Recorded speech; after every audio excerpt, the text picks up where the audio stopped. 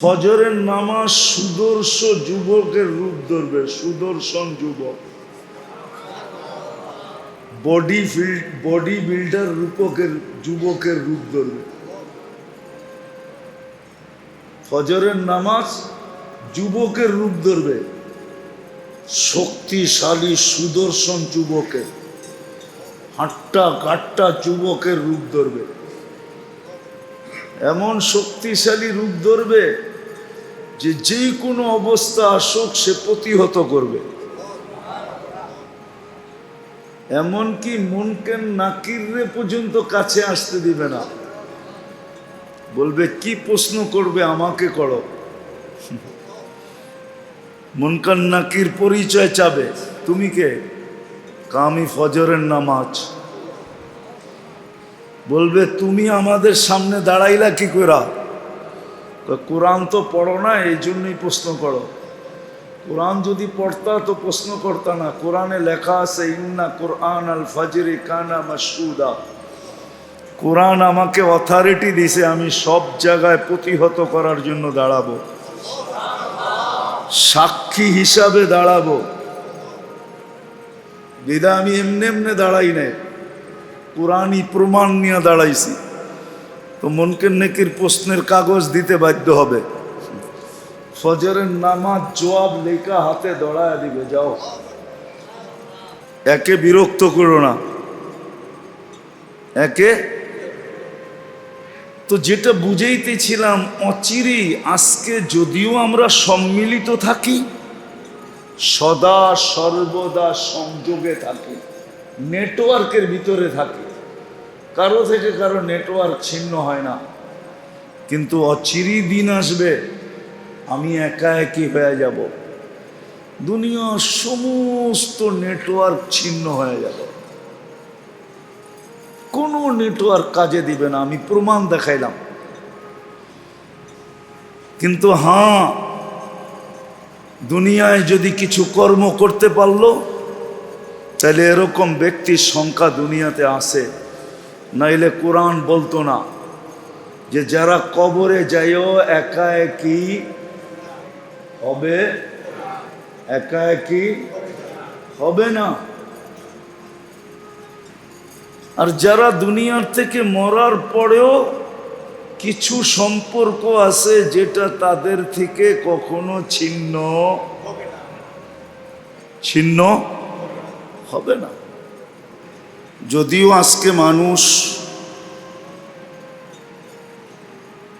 সম্মিলিত থাকাই পছন্দ করে, মানুষ যেখানেই থাকে সম্মিলিত থাকে, ঠিক না? সত্য তো? এটা তো মানুষের স্বভাব। মানুষ সম্মিলিত থাকে, আবার সম্পর্ক জুড়া থাকে, সম্পর্ক আপোষে সম্পর্ক গড়া থাকে।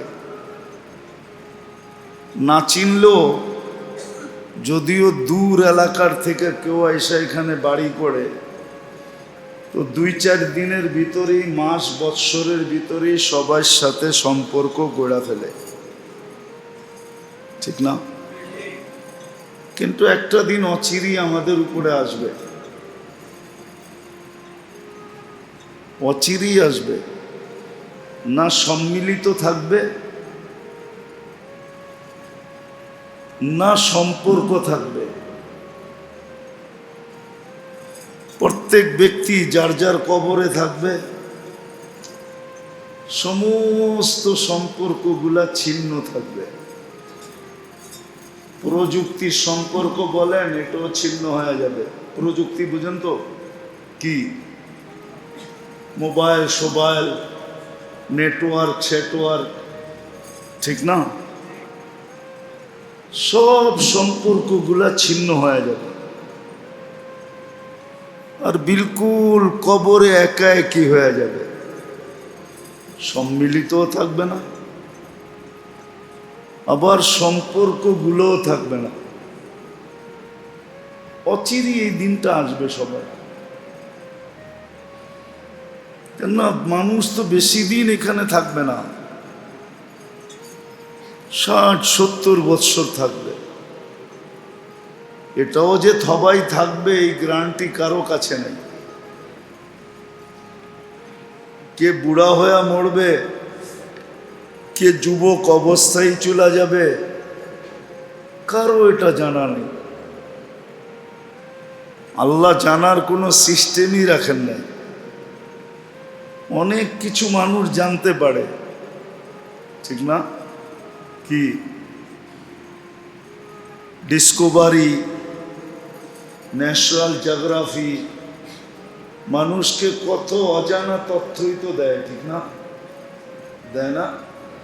সমুদ্রের তলদেশে কি আছে, গহীন জঙ্গলের ভিতরে কি আছে, আমাজনের ভিতরে কি আছে, কিন্তু এই খবর দিতে পারে না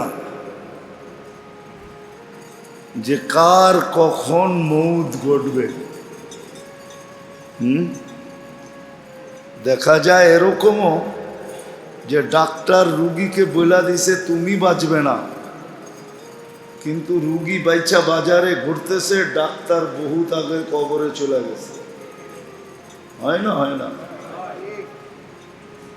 অচিরই একটা দিন আমাদের কাছে আসতেছে, ভালো মতে শুনতে হবে। কিন্তু আমি একটা জিনিস বুঝানোর জন্য এত কিছু করে বলতেছি, অচিরই একটা দিন আসবে আমরা একা হয়ে যাব। অচিরই একটা দিন আসবে সব সম্পর্কগুলা ছিন্ন হয়ে যাবে, কোনো নেটওয়ার্ক থাকবে না। এখন তো আমরা 24 ঘন্টা নেটওয়ার্কের ভিতরে আছি, ঠিক না? না ঠিক না? 24 ঘন্টা আমরা নেটওয়ার্কের, কিন্তু অচিরই একটা দিন আসবে কোনো নেটওয়ার্ক থাকবে না। হইতে পারে কবরটা বাড়ির আঙ্গিনায়ও হইতে পারে। আঙ্গিনা বোঝেন তো? বাড়ির বাউন্ডারির ভিতরেই কবরটা হইতে পারে, কিন্তু তারপরও নেটওয়ার্ক থাকবে না। নেটওয়ার্ক থাকবে না, চলে যেতে হবে। একাই কিও হয়ে যাব, আবার নেটওয়ার্কও ছিন্ন হয়ে যাবে, কোনো নেটওয়ার্ক কাজ করবে না। অথচ মানুষের আবিষ্কৃত নেটওয়ার্ক এইখান থেকে বৈশা মঙ্গলে কাজ করে। মঙ্গল গ্রহে করে না? করে না? এইখানে বৈশা চাঁদে কাজ করে। চাঁদের ভিতরে যান পাঠায় না, রকেট পাঠায় না, ওটারে চালায় কই বৈশা? ওইখানে, এইখানে বৈশা চালায়।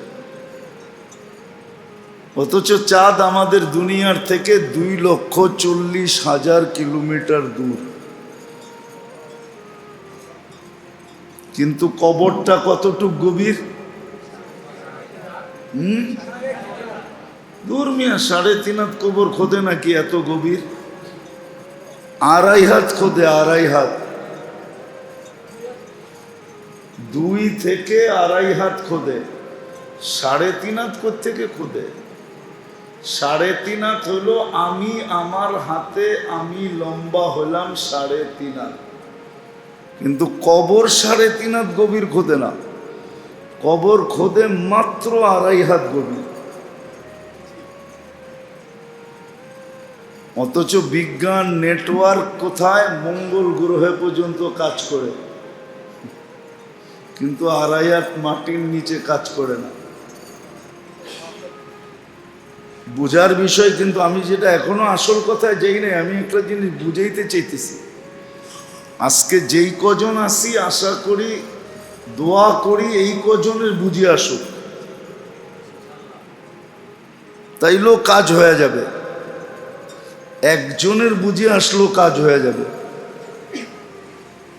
আল্লাহ রসুল বলছে, লা ইয়াহদিয়াল্লাহু বিকা রাজুলান ওয়াহিদা খায়রুন লাকা মিন হুমুরিন নাআম, অথবা খায়রুন লাকা মিনাদ দুনিয়া ওয়া মা ফিহা।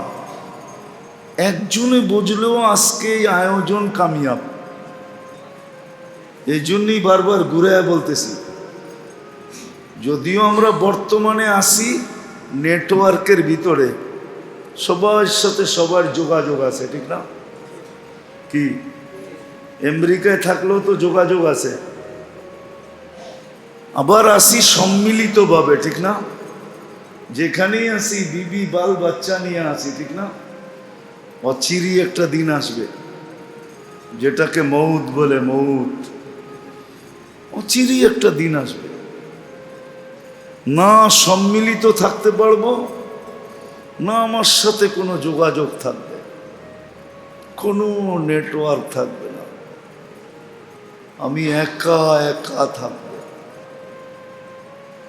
লম্বা একটা সময় থাকব।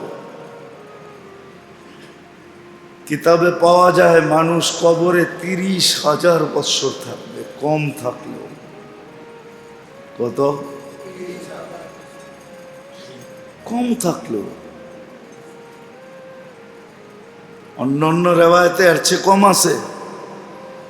30,000 বৎসর কবরে পড়া থাকতে হবে, একা একা, কোনো যোগাযোগ থাকবে না।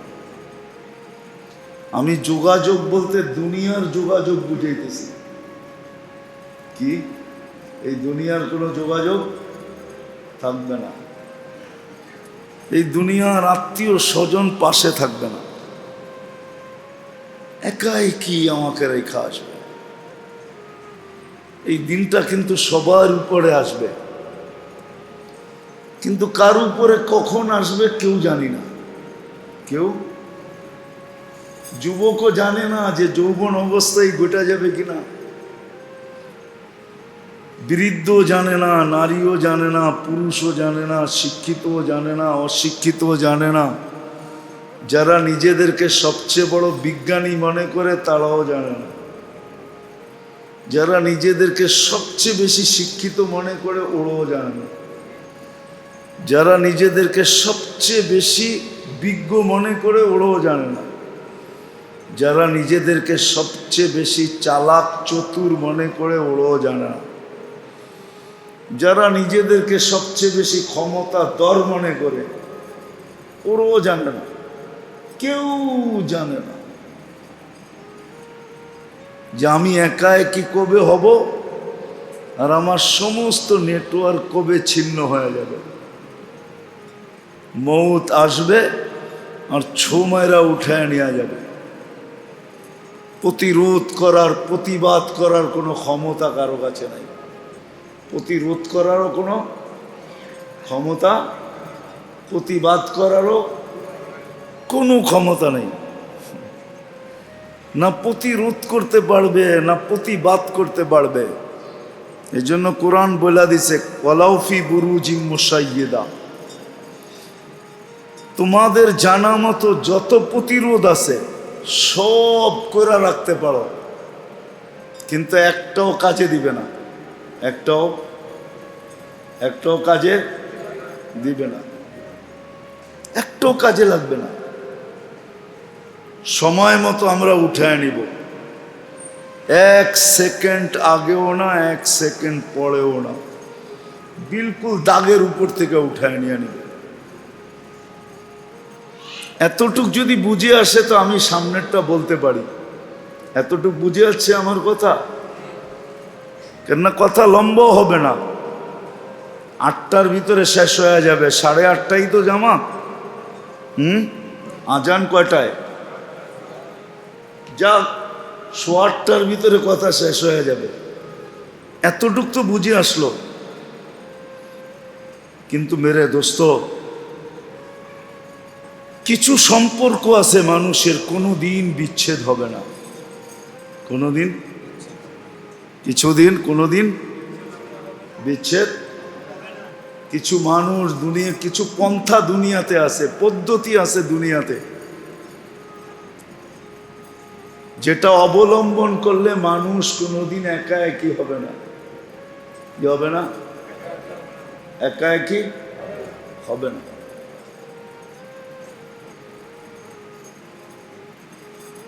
সম্পর্ক ছিন্ন হবে না। কিছু সম্পর্ক আছে যেগুলা কোনোদিন কি হবে না, দুনিয়ার সম্পর্ক না, কিছু সম্পর্ক দেখাবো আমি 2-4টা।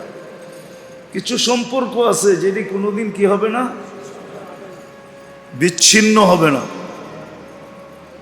আর কিছু পন্থা দুনিয়াতে আছে যেটা অবলম্বন করার পরে মানুষ কোনোদিন একা একই, প্রথম দেখাই যে একা একই হবে না।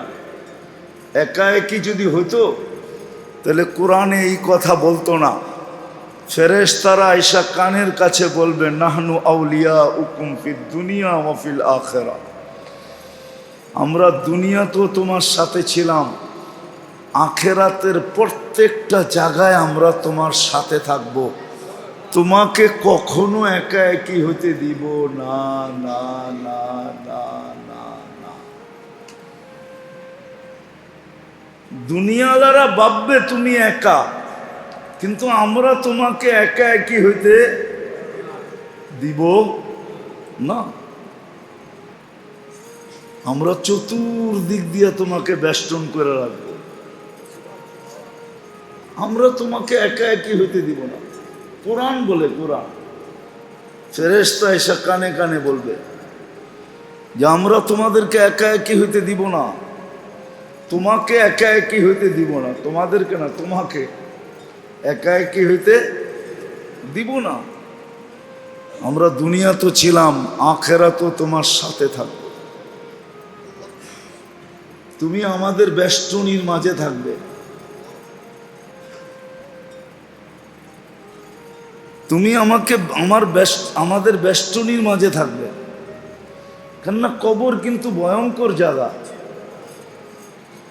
কবর কিন্তু মাটি কিন্তু ডেলি বলে আনা বাইতুল ওয়াহদা, বাবু আমি কিন্তু একা একই ঘর, আনা বাইতুল যুলমা আমি বড় অন্ধকার ঘর, আনা বাইতুল ওয়াহশা আমি বড় ভয়ঙ্কর ঘর,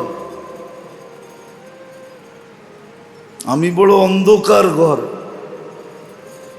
আমি ভয়ঙ্কর জায়গা, আনা বাইতুদ দুদি ওয়াল আকারিব আমি সাপ বিচ্ছুর জায়গা, আম্মিরুনি ওয়ালা তুখাররিবুনি আমাকে তোমরা আবাদ করো, আবাদ, বরবাদ করো না। বরবাদ করলে কিন্তু একা একা থাকতে হবে, আর আবাদ যখন করবে তখন তুমি বেষ্টনীর ভিতরে থাকবে।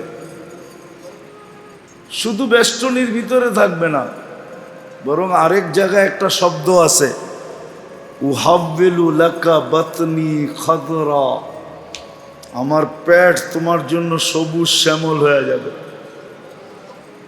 আর আল্লাহর রাসূল বলছে রাউযাতুম মিন রিয়াদিল জান্নাহ, জান্নাতের বাগান হয়ে যাবে।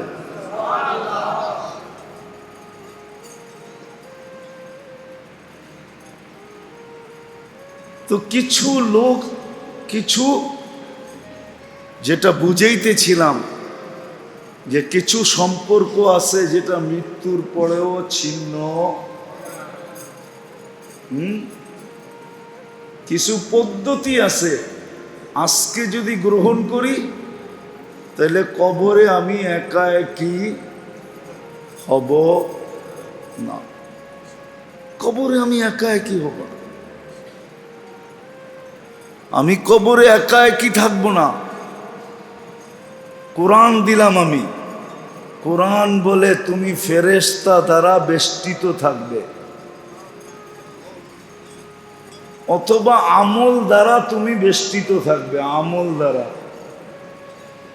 আজকে আমলের রূপ নাই, কিন্তু কালকে আমলের রূপ হবে। আজকে আমলের, কালকে আমল রূপ ধরবে, রূপ রূপ ধরবে, কালকে আমল রূপ ধরবে। বুঝেন তো? জিন কি আমরা দেখি নাকি?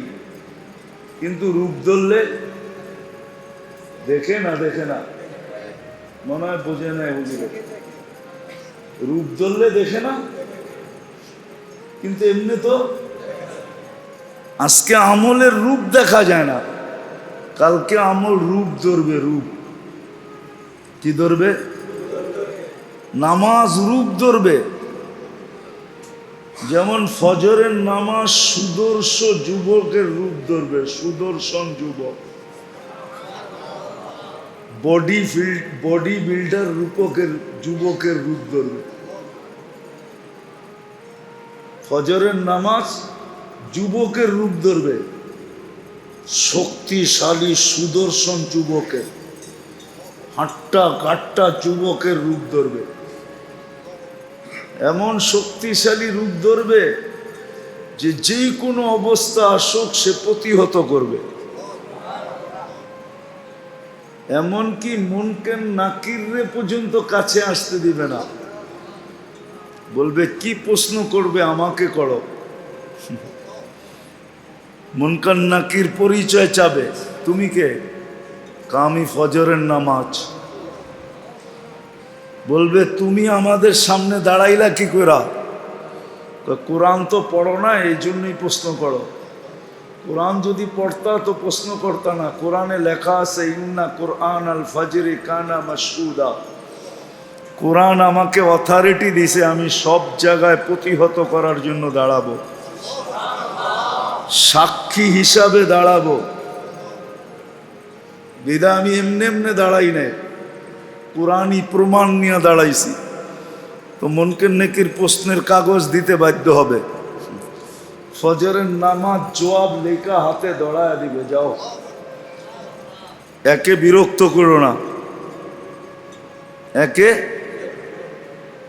তো যেটা বুঝাইতেছিলাম, অচিরেই আজকে যদিও আমরা সম্মিলিত থাকি, সদা সর্বদা সংযোগে থাকি, নেটওয়ার্কের ভিতরে থাকি, কারো থেকে কারো নেটওয়ার্ক ছিন্ন হয় না। কিন্তু অচিরেই দিন আসবে আমি একা একই হয়ে যাব, দুনিয়ার সমস্ত নেটওয়ার্ক ছিন্ন হয়ে যাবে, কোনো নেটওয়ার্ক কাজে দিবে না। আমি প্রমাণ দেখাইলাম। কিন্তু হ্যাঁ, দুনিয়ায় যদি কিছু কর্ম করতে পারলো তাহলে এরকম ব্যক্তির সংখ্যা দুনিয়াতে আসে। নাইলে কোরআন বলতো না যে যারা কবরে যাইও একা একই হবে, একা একই হবে না। আর যারা দুনিয়ার থেকে মরার পরেও কিছু সম্পর্ক আছে যেটা তাদের থেকে কখনো ছিন্ন হবে না, ছিন্ন হবে না। এক বয়ান দিয়া তো আপনাকে আমি সব বুঝাইতে পারবো না, এটা নিজেরা শিখতে হবে। আজকে তো শিখি, কিন্তু দুনিয়া শিখি, ঠিক না? কি দুনিয়ার বিদ্যা শিখার জন্য মানুষ এইখান থেকে কানাডা যায়, এখান থেকে আমেরিকা যায়, এখান থেকে সাইপ্রাস যায়, দুনিয়ার কোনায় কোনায় চলে যায়, ঠিক না? শিখার জন্য যায়, আবার কি কামানের জন্য যায়, ঠিক না? না যায় না? কামানের জন্য যায়, আবার শিখার জন্য যায়, দুনিয়া শিখার জন্য। কিন্তু আফসোস তো এইখানে যে যেই দুটা আমি বুঝাইতে চাইতেছি, এই দুটা শিখার জন্য বাড়ির পাশে মসজিদও আসে না। বাড়ির পাশে আলেম, এর কাছেও যায় না। বাড়ির কাছেই আল্লাহওয়ালা, এর কাছেও যায় না। কিন্তু দুনিয়া কামানোর জন্য দুনিয়ার এক কোনায় চলে যায়। আমি জীবনে ঘুরতে ঘুরতে বহুত মানুষকে দেখছি তো, আর বড় আফসোস হয়েছে যে তুমি দুনিয়া কামানোর জন্য এত দূরে চলে আসলা।